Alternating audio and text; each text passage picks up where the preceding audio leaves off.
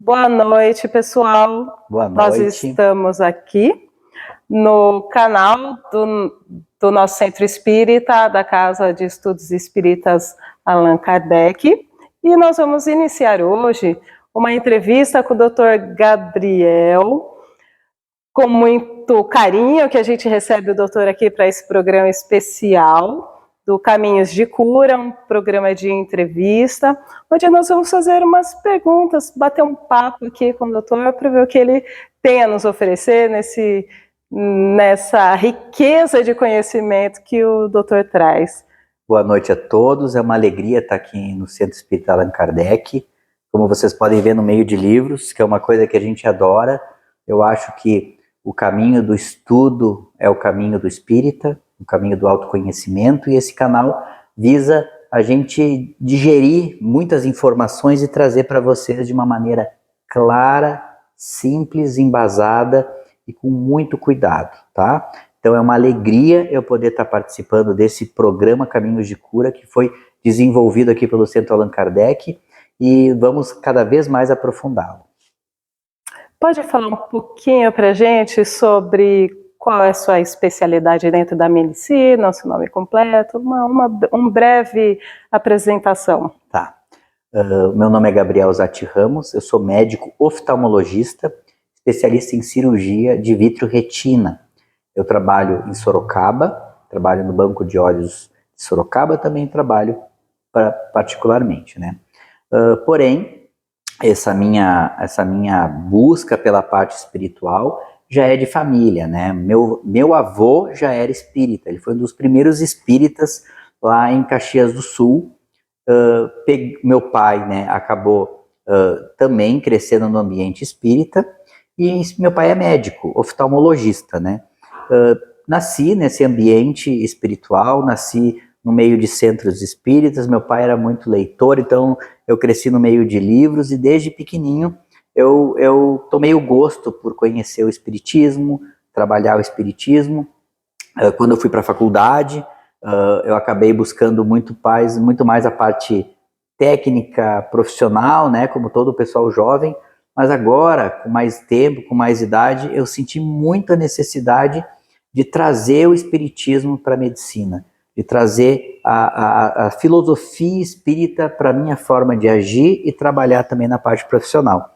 E aí surgiu essa ideia de a gente criar esse Caminhos de Cura, que nós estamos aqui já estamos com alguns programas aí, espero que todos tenham gostado, e a gente está, além de criar o conteúdo para cá, também buscando no nosso ambiente profissional espalhar a doutrina espírita, espalhar para os nossos pacientes, para os nossos amigos e familiares essa doutrina que tanto nos ajuda e tanto nos alivia os nossos sofrimentos. Muito bem. E dentro da sua experiência, de toda a sua visão, né, a gente percebe que a medicina tem avançado enormemente, principalmente nas últimas décadas, mas sempre tem aquele momento que o médico já se sente de mãos atadas, né, que já não tem como avançar diante de toda a materialidade da ciência, né? E ainda essas doenças que não tem onde, né, como alcançar com a medicina tradicional. O que o Dr. Gabriel entende que falta na medicina nesse ponto? É muito interessante, porque como nós estamos num planeta de expiação e provas, um planeta de desafios, todos nós que nascemos com desafios, tá? E muitos desses desafios na vida são de doenças orgânicas, doenças físicas que vêm para testar a nossa alma, tá? Por isso que muitas vezes a medicina não é capaz de resolver, porque o nosso próprio espírito, a nossa própria missão demanda que nós tenhamos uma certa situação difícil para enfrentar, tá? Eu estava lendo sobre um filósofo espírita que ele falou que quando a gente está saudável, nós temos centenas de ideias, centenas de problemas, centenas de coisas para fazer. E quando a gente adoece, a gente fica com um problema. Ou seja, a doença, ela colapsa tudo ao redor e deixa a gente focado nela. Deixa a gente focado no nosso corpo, deixa a gente focado na realidade que a gente tem que viver. Porque quando a gente está muito saudável, a gente fica pipocando em muitas ilusões, né? A gente pipoca nas ilusões materiais, a gente pipoca nas ilusões filosóficas, e a gente fica vivendo nesse mundo como se fosse algo, como um parque de diversões, uma brincadeira. E quando vem a doença, ela, pum, a gente aterra, pronto, cai. São os choques de realidade. E nesses choques de realidade é que nosso corpo começa a entrar com os planejamentos da nossa alma. É aí que a nossa alma começa a entrar, o nosso espírito começa a entrar e dizer, não, eu vim para cá para isso, para experimentar isso, para me desafiar para isso. Para com essas outras coisas e foca nisso. E é por isso que nós temos que considerar a doença não como uma inimiga, não como algo vindo do mal, não como algo vindo de obsessores ou das trevas, mas a doença como um mecanismo divino, criativo, para nos trazer a realidade espiritual para este mundo. Por isso que nós estamos criando esse canal, porque para desmistificar isso, porque nós espíritas muitas vezes pensamos que as doenças são obsessões complexas, são pagamentos de dívidas pesadas, são erros grandiosos, são invigilâncias. Muitas vezes pode até ter esse componente espiritual mais negativo, mas ele é um mecanismo divino, pois tudo está no controle de Deus. André Luiz fala, né, até o mal que vocês acham que é uma coisa ruim, está sobre a ordem e o comando divino. Se tudo é de Deus, se esse planeta é de Deus, a doença é de Deus. Então a gente precisa olhar para ela com mais amor, com mais respeito, nos olhar com mais carinho, sem tanto julgamento, sem tanta crítica, para considerar aquela doença como uma companheira que muitas vezes não vai embora. Mestra, né? Uma companheira mestra que às vezes não vai embora, que nos acaba limitando muito os nossos desvios. A doença acaba limitando muito a nossa capacidade de errar e de fazer coisa errada nesse mundo. Ela nos deixa mais ligados com as coisas que importam.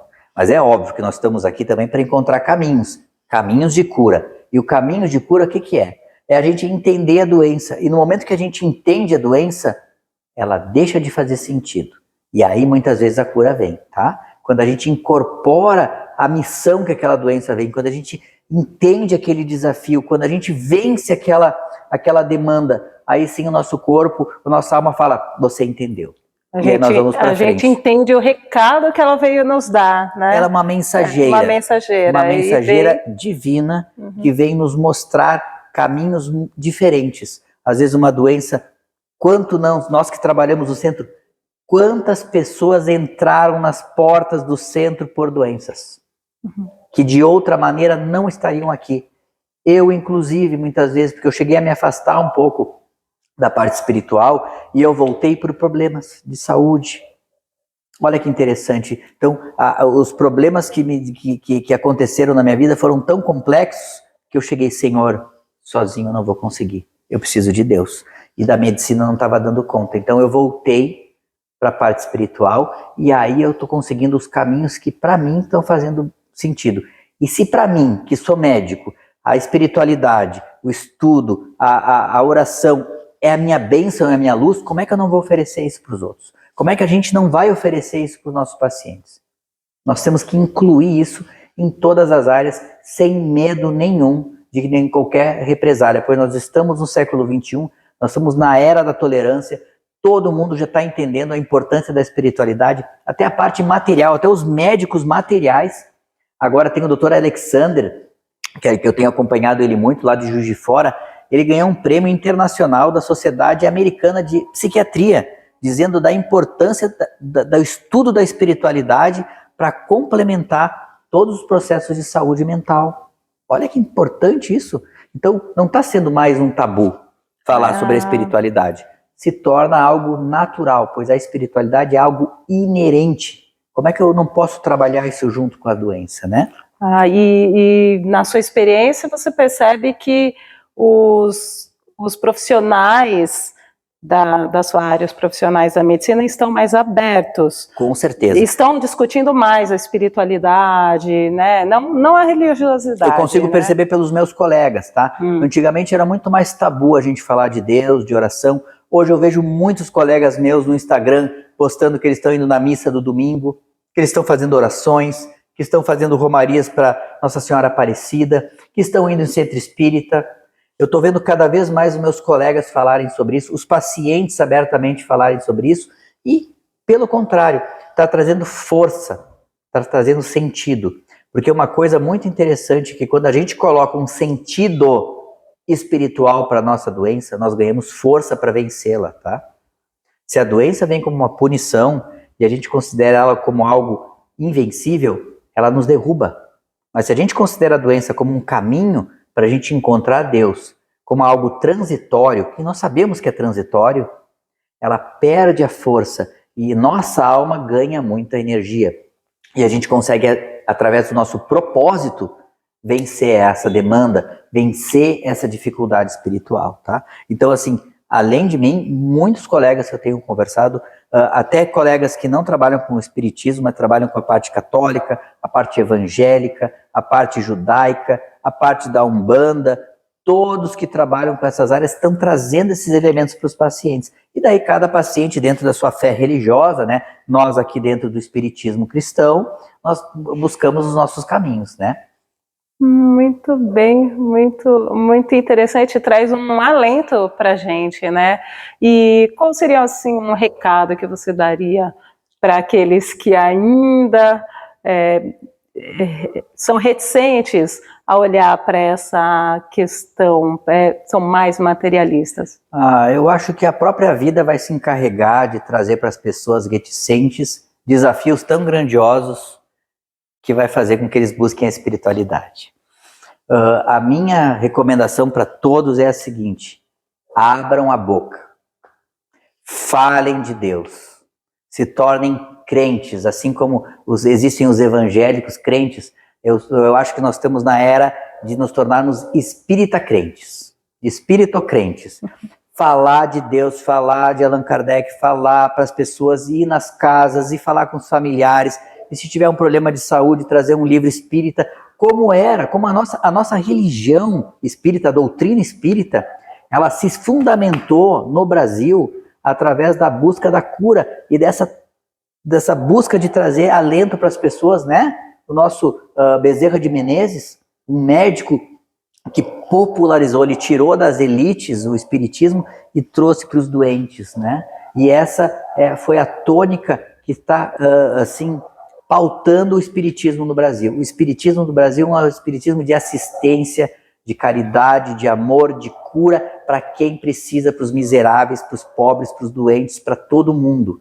Nós saímos então da parte acadêmica, da parte de discussão entre as grandes inteligências e estamos aqui com o povo. Então nós temos que ir direto para pegar essa informação e jogar ela para nossa família, jogar ela para quem é profissional de saúde, falar para os pacientes, quem é advogado, fale com os seus clientes, quem é engenheiro, use da espiritualidade, use desses dons de Deus, dessas leis divinas, como se fossem um norte.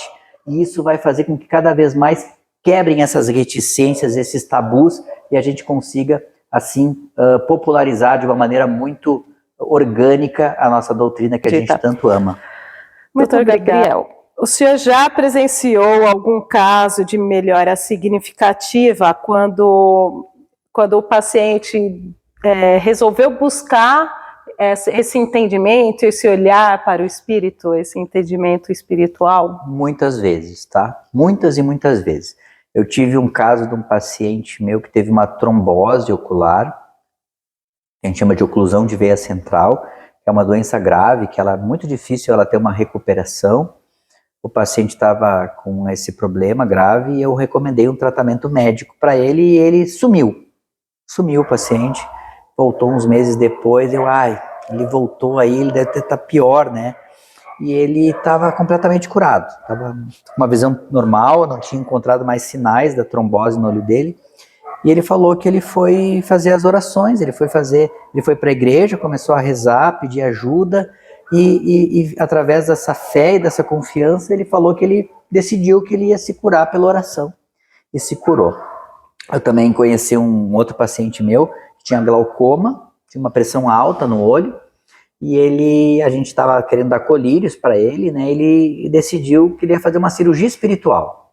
Até eu, que era espírita, mas na época eu ainda não executava muito isso na espiritualidade, eu falei, olha, não, tudo bem, pode fazer tua cirurgia espiritual, mas você tem que usar o tratamento médico dele. Fez a cirurgia espiritual, não sei aonde, tá? Mas ele voltou com uma pressão perfeita do olho, uma pressão baixíssima do olho, e a gente repetiu várias vezes a pressão e acompanhado, e ele melhorou a pressão do olho, sem remédio. Então, assim, eu já presenciei esses casos, quanto muitos outros a gente vê. Eu já vi casos de câncer metastáticos, de pacientes que se recuperaram também através da fé. E diariamente, se vocês tiverem olhos para perceber, para olhar para esse lado da fé, vocês vão começar, vocês mesmos presenciarem muitas curas, tá? Muitas coisas que estão presentes, tá? Na vida, tá? E basta a gente ter olhos para ver, tá? Esses casos que eu vi são mais gritantes, assim, que realmente me mostraram que o poder da fé daquele paciente, ele tem uma força invencível, tá? E que a gente pode utilizar isso ao nosso favor como médicos, né? Imagina o poder que a gente pode colocar junto com a medicina de um paciente que tem a fé e a convicção que ele vai melhorar através de Deus. É uma força sensacional, né? E você já precisou enfrentar tabus, preconceitos dentro da sua comunidade, no hospital? Diretamente não, tá? Veladamente não, tá? Mas a gente percebe que muitas vezes, principalmente a parte espírita, ela entra muito em conflito com os católicos, com os evangélicos, tá?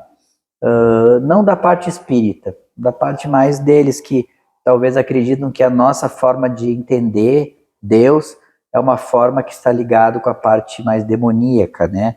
Pelo contato com os espíritos, que eles consideram que lá no Deuteronômio, né, Moisés proibiu, né? Na verdade, naquela época, bem Jesus falou, né, que por causa da dureza daquele coração, por causa do primitivismo daquele povo, ele limitou muito essa comunicação. Mas nós estamos agora numa época muito diferente. E os espíritos estão aí para quem acredite ou não. As influências deles estão aí para quem queira ou não. Então, querendo ou não querendo, nós estamos com uma multidão de espíritos, uma multidão de influências energéticas, e cabe a nós podermos entender. Assim como a gente entendeu a eletricidade, assim como a gente entendeu a gravidade, assim como a gente está entendendo cada vez mais os mecanismos da física, da química, da biologia, nós temos que entender esse beabá básico que é o funcionamento espiritual. A gente ainda, para vocês terem uma ideia, não inventamos a roda. O ser humano não inventou a roda. Quer saber que existe esse mundo espiritual e usar ele cientificamente a nosso favor. Está muito ligado à parte religiosa ainda. Mas esse mundo espiritual, esses universos paralelos, eles estão aqui e cabe a gente saber aproveitar, usar, entender e utilizarmos para o nosso crescimento. E é independente de acreditar, né? É como a lei da gravidade. Eu posso acreditar. Né? Eu vou deixar algo cair aqui, eu não acredito que ele vai cair, mas ele vai cair do mesmo jeito. Tem um ditado gaúcho que diz assim, eu não acredito em bruxas, mas que elas existem. Então vamos trazer isso para o espiritismo. Ninguém acredita em espiritismo, mas que existem os espíritos, eles existem. Então a gente, perdendo esse tabu, a gente vai poder ter uma relação mais orgânica e harmônica com o plano espiritual, né? Mais intuitiva, mais natural, que é o que a gente quer, né? Porque isso aqui não é sobrenatural, é natural. É natural. São forças naturais que a gente está tentando entender, né? Isso aí. Muito obrigada. Eu que agradeço. É um privilégio poder estar aqui conversando com vocês. Fazendo um adendo, este canal é um canal de comunicação de mão dupla, então todos os nossos ouvintes que quiserem trazer perguntas, que quiserem trazer sugestões para nós de temas, de assuntos ou de pessoas para nós entrevistarmos e conversarmos, estamos disponíveis para cada vez mais ampliar esse canal aqui, tá bom? Muito obrigada mais uma vez. Agradecemos também a presença de todos. Façam aí o papel de vocês, que é botar o like, compartilhar. Botar a boca no trombone. Isso, Vamos ser espírito-crentos. Isso, às vezes a gente tem uma dificuldade de falar, né? Então, compartilha aí todos os programas que a gente tiver aqui. Muito, muito obrigada a todos. Muito obrigado.